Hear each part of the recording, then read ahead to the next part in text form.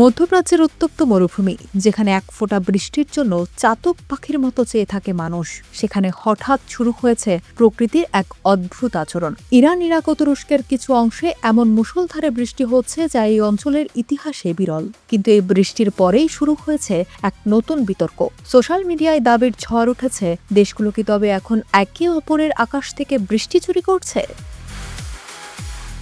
দাবি করা হচ্ছে, ইরান ওই অঞ্চলে কয়েক ডজন মার্কিন ইসরায়েলি রাডার ধ্বংস করার পরই এই বৃষ্টি শুরু হয়েছে। নেটিজেনদের একাংশ একে বলছে জলবায়ু যুদ্ধ। তাদের অভিযোগ, মার্কিন যুক্তরাষ্ট্র এবং সংযুক্ত আরব আমিরাত উন্নত প্রযুক্তির মাধ্যমে বৃষ্টির গতিপথ বদলে দিচ্ছে। কিন্তু এই দাবির পেছনে বৈজ্ঞানিক ভিত্তি কতটা, নাকি এটি কেবলই রাজনৈতিক উত্তেজনার এক নতুন রূপ?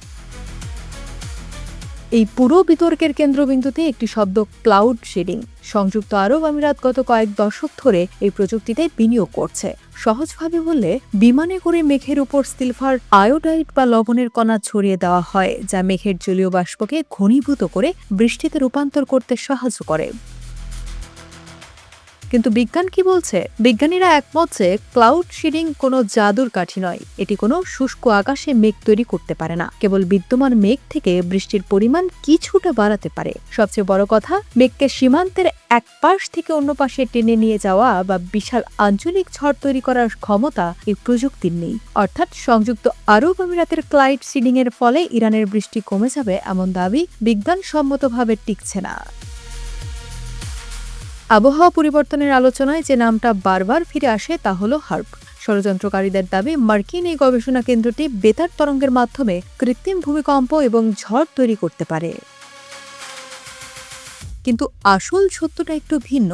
হার্প নিয়ে গবেষণা করে বায়ুমণ্ডলের উপরের স্তর বা আয়োনোস্ফিয়ার নিয়ে। অন্যদিকে আমাদের দৈনন্দিন রোদ, বৃষ্টি বা ঝড় তুফান সব ঘটে বায়ুমণ্ডলের একদম নিচের স্তর, ট্রপোস্ফিয়ারে।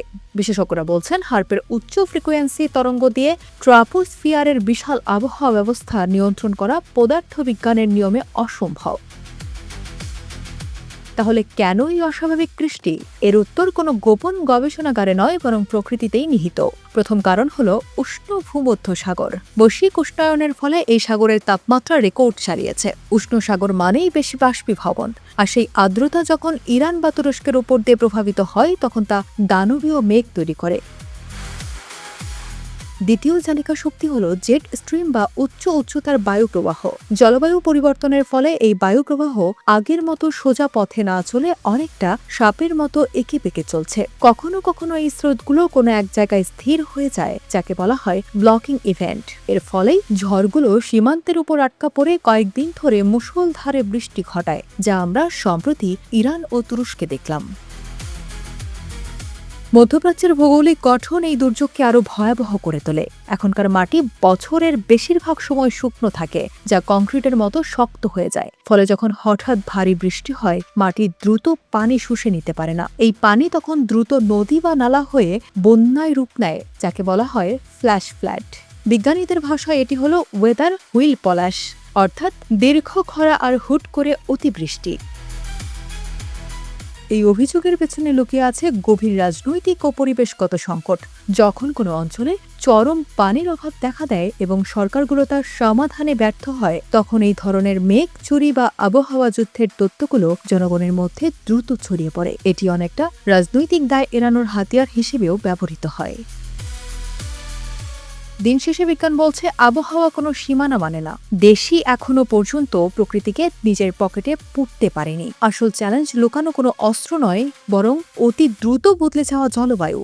ভুল তথ্যে কান না দিয়ে আমাদের লক্ষ্য হওয়া উচিত এই পরবর্তী পৃথিবীর সঙ্গে খাপ খাইয়ে নেওয়া। কারণ মেঘ কেউ চুরি করছে না, প্রকৃতি নিজেই ভারসাম্য হারানোর সংকেত দিচ্ছে।